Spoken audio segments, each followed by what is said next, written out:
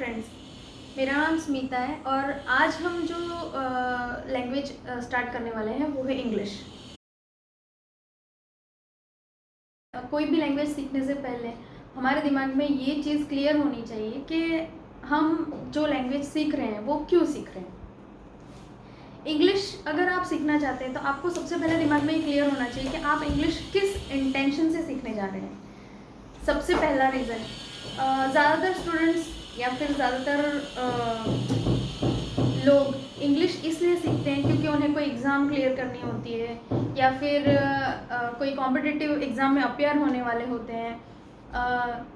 यही कुछ रीज़न्स होते हैं जिसके लिए हम इंग्लिश सीखते हैं। लेकिन एक बहुत बड़ा इम्पोर्टेंस जो मैं आपको इंग्लिश का बताना चाहती हूँ वो ये है कि इंग्लिश इतनी पावरफुल लैंग्वेज है कि सिर्फ कॉम्पिटिटिव एग्ज़ाम्स या एग्ज़ाम्स के लिए नहीं, हमें इंग्लिश लाइफ टाइम यूज़ में आएगी। क्योंकि अगर हम कोई बिज़नेस कर रहे हैं, कहीं जाने के लिए, अब्रॉड जाने के लिए प्लान कर रहे हैं या फिर एकेडमी में कोई अपना करियर बनाना चाहते हैं या फिर एनी रीज़न, कुछ भी हम हमारी लाइफ में करना चाहते हैं, तो इंग्लिश एक बहुत ही इम्पॉर्टेंट लैंग्वेज है और उसके यूज़ के बिना हम आगे बहुत सारी जगह पर ऑब्स्ट्रक हो सकते हैं या फिर रुकावट आ सकती है, हम ये बोल सकते हैं। इंग्लिश का एक बहुत बड़ा इम्पॉर्टेंस मैं आपको बताना चाहती हूँ कि जब भी कोई स्टूडेंट्स इंग्लिश सीखना चाहते हैं तो उनका इंटेंशन सिर्फ एग्ज़ाम तक सीमित नहीं होना चाहिए। उनका इंटेंशन ये होना चाहिए कि जब हम इंग्लिश एक बार सीख जाएंगे तो हायर स्टडीज़, यानी कि अगर वो मास्टर्स करना चाहते हैं, ग्रेजुएशन करना चाहते हैं या फिर और भी आगे कुछ भी करना चाहते हैं, तो इंग्लिश उनके लिए एक बहुत ही बड़ा प्लेटफॉर्म क्रिएट कर देगा। क्योंकि हायर स्टडीज़ में मोस्टली जो लैंग्वेज यूज़ होती है या फिर ये कहिए कि जो बड़े बड़े फैकल्टीज़ जो बाहर से हमें पढ़ाने आते हैं, मोस्ट ऑफ द टाइम उनका जो लेक्चर डिलीवरिंग होता है या फिर जो बुक्स होती हैं वो सारी ही इंग्लिश में ही होती है। इसीलिए एक बहुत बड़ा कंपल्जन हो जाता है स्टूडेंट्स के लिए कि उन्हें हायर स्टडीज़ के लिए या फिर कुछ अच्छा करने के लिए इंग्लिश एक बहुत बेस लैंग्वेज के तौर पे यूज़ होती है। सेकेंडली, जब हम इंग्लिश सीखते हैं तो हमें एक चीज़ और ध्यान में रहती है कि अगर हम कंप्यूटर यूज़ कर रहे हैं, सोशल मीडिया यूज़ कर रहे हैं, इंटरनेट यूज़ कर रहे हैं, किसी भी चीज़ के यूजेज पे हमें इंग्लिश का नॉलेज बहुत ही ज़्यादा नेसेसरी है। क्योंकि कंप्यूटर का डिफ़ॉल्ट लैंग्वेज जो सेट किया गया है वो इंग्लिश है। सेकेंडली, इंटरनेट पर अगर हम कुछ सर्च कर रहे हैं या हमें किसी चीज़ की ज़रूरत है इंटरनेट पर, तो सबसे पहला जो बेस लैंग्वेज हमें इंटरनेट पे यूज़ में आएगा वो है इंग्लिश। अगर हम इंग्लिश नहीं जानते तो हमें इंटरनेट या फिर कंप्यूटर यूजेज में बहुत प्रॉब्लम्स आएगी। आप लोग खुद एग्जांपल देख सकते हो, अगर हमारे दादाजी वगैरह हैं जिन्हें इंग्लिश नहीं आती या जिनका हाथ इंग्लिश में थोड़ा तंग है, कभी वो कंप्यूटर यूज़ करते हैं या फिर ये सोच लीजिए मोबाइल ही यूज़ करते हैं, टच स्क्रीन का स्मार्टफोन, एंड्रॉयड फ़ोन जो हम अभी रेगुलरली यूज़ कर रहे हैं, उनमें से कुछ यूज़ करते हैं, तो जनरली वो हमें ये चीज़ पूछते हैं, बेटा ये इसका मतलब क्या होता है, यहाँ से हम कहाँ जाएं। क्योंकि वो जो इन्फॉर्मेशन, वो जो डायलॉग बॉक्स, वो जो नोटिफिकेशन उस मोबाइल में आती है तो वो उन्हें क्लियर नहीं होती। क्यों? क्योंकि उन्हें इंग्लिश नहीं आती या फिर उनका प्रॉपर ग्रिप नहीं है इंग्लिश पे। दैट इज़ वाई वो लोग इस चीज़ के लिए हमारी हेल्प लेते हैं, क्योंकि हमें इंग्लिश अभी प्रेजेंट जनरेशन में जनरली बहुत सारे लोगों को इंग्लिश आती है। तो उनके ग्रैंड पेरेंट्स हैं या फिर एल्डरली पर्सन है फैमिली के कोई भी, वो सभी इस चीज़ का हमारा हेल्प लेते हैं कि उन्हें नोटिफिकेशन या फिर जो भी चीज़ें समझ पड़े। तो इंग्लिश का ये बहुत ही इम्पॉर्टेंट फैक्टर है कि टेक्नोलॉजी यूज़ करने के लिए भी आपको इंग्लिश आना बहुत ही ज़रूरी है।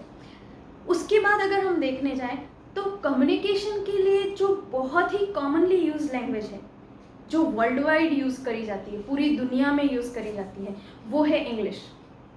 अगर आप सोचिए भविष्य में आपको फ्रांस में या इटली में या जर्मनी में या यूके में कहीं भी आपको किसी इंसान से बिजनेस रिलेटेड या फिर स्टडी रिलेटेड या किसी भी चीज़ के बारे में बात करनी होगी, तो आप वहाँ की लैंग्वेज सीखें या फिर एक कॉमन लैंग्वेज यूज़ करें जो है इंग्लिश। इंग्लिश ऐसा कहा जाता है कि पूरे विश्व में, पूरे वर्ल्ड में जो सबसे ज़्यादा यूज़ करी जाती है उन भाषाओं में से थर्ड नंबर इंग्लिश का आता है। Third number. मीन्स आप ये सोचिए इंग्लिश लगभग पूरे विश्व में सबसे ज़्यादा यूज़ करी जाती है। तो इंग्लिश का इतना ज़्यादा इम्पोर्टेंस है कि आप वर्ल्ड लेवल पे जब कम्युनिकेट करते हो, जब आप किसी भी कंट्री के पीपल से या फिर इंसानों से वहाँ कुछ बोलना चाहते हो या कुछ कम्युनिकेट करना चाहते हो, तो इंग्लिश आपके लिए बहुत ज़रूरी हो जाती है, बहुत ही नेसेसरी हो जाती है। क्योंकि आप और कोई भाषा में कम्युनिकेट करें या फिर आप वहाँ की लोकल भाषा में कम्युनिकेट करें, वो भाषा आपको आनी चाहिए। अगर वो भाषा नहीं आती तो इंग्लिश एक बहुत ही सिंपल वे हो जाता है उनसे कम्युनिकेट करने के लिए। यहाँ की आप इंडिया की ही बात ले लीजिए, इंडिया में ही अगर हम साउथ में जाते हैं, मलयाली, तमिल, कन्नड़, वहाँ के लोगों को हमारी हिंदी शायद नहीं आती, लेकिन हाँ उन्हें इंग्लिश ज़रूर आती होगी। अगर हम वैसे स्टेट में जाएंगे और अगर वहाँ के लोगों से कम्युनिकेट करना चाहेंगे तो इंग्लिश हमारे लिए बहुत ही फ़ायदेमंद साबित होगी, क्योंकि वहाँ के लोग भी इंग्लिश जानते हैं, हम भी इंग्लिश जानते हैं। वहाँ के लोग हिंदी तो नहीं जानते, लेकिन हम इंग्लिश एक ऐसी कॉमन भाषा है जो उन्हें भी पता है, हमें भी पता है, हम कम्युनिकेट कर सकते हैं। इसलिए कम्युनिकेशन एक बहुत ही ईजी वे हो जाता है जब हम इंग्लिश को एक बेस लैंग्वेज लेके चलते हैं। उसके अलावा अगर हम देखने जाएं तो आज के ऑनलाइन प्लेटफॉर्म पे आप खुद ही देख रहे हैं, ये जो इंडिया डिजिटल होता जा रहा है, डिजिटल लैंग्वेज एक तरह से आप देखें तो डिजिटल लैंग्वेज ही इंग्लिश होती जा रही है। क्योंकि ऑनलाइन भी आप जितनी चीज़ें यूज़ करोगे, जो यूजेज है वो सब इंग्लिश के थ्रू ही पॉसिबल है। हम ज़्यादातर चीज़ें जब वापरते हैं, मोबाइल वापरते हैं या कंप्यूटर वापरते हैं, या ये सोच लीजिए कोई सामान भी आप घर लेके आते हैं तो उसके ऊपर भी इंस्ट्रक्शंस इंग्लिश में ही होते हैं। तो इंग्लिश एक बहुत ही बेसिक और नेसेसरी लैंग्वेज है, आप ऐसा बोल सकते हैं। मैं ये नहीं बोलती कि हिंदी इम्पॉर्टेंट नहीं है, हिंदी इम्पॉर्टेंट है, बट इंग्लिश इक्वली इम्पॉर्टेंट है, क्योंकि हिंदी वर्ल्ड वाइड नहीं यूज़ की जाती है और इंग्लिश वर्ल्ड वाइड यूज़ की जाती है। वर्ल्ड वाइड यूजेज की एक लैंग्वेज है इंग्लिश, इसीलिए हम ज़्यादातर इंग्लिश का यूजेज करेंगे तो हमें बहुत सारे कम्युनिकेशन, बहुत सारी चीज़ें पॉसिबल हो जाती हैं। आगे अगर हम देखें तो बहुत सारे ऑथर्स हैं जिनने बुक्स लिखी है, उनका बहुत सारा वर्जन हमें इंग्लिश में ही अवेलेबल है। अगर नॉवेल्स की बात करें तो भी, सोशल बुक्स की बात करें तो भी, मोटिवेशनल बुक्स की अगर हम बात करते हैं तो भी इंग्लिश एक बहुत बेसिक लैंग्वेज है और इंग्लिश में ही ज़्यादातर बुक्स अवेलेबल हमें मिल जाती है। कि अगर हम इंग्लिश समझ सकते हैं, इंग्लिश यूज़ कर सकते हैं, तो वो सारी ही बुक्स का एक्सेस, या फिर ये कहिए कि वो सारी ही बुक्स पढ़ना या समझना, वो सभी चीज़ें हमारे लिए बहुत इजी हो जाती है। तो आप ये सोचिए कि अगर हमें इंग्लिश एक लैंग्वेज के तौर पर अगर हम सीख जाते हैं, ग्रामेटिकली भी, स्पीकिंग भी, राइटिंग भी और रीडिंग भी, ये सभी चीज़ें अगर हम इंग्लिश में एक अच्छी ग्रिप या एक अच्छी पकड़ बना लेते हैं तो बहुत सारे काम, बहुत सारी चीज़ें ऐसी हैं जो हमारे लिए बहुत ईजी हो जाती है। ये इंग्लिश का इम्पॉर्टेंस है, क्योंकि हम इंग्लिश की क्लास चालू करने वाले हैं या इंग्लिश स्टार्ट करने वाले हैं विथ ग्रामर।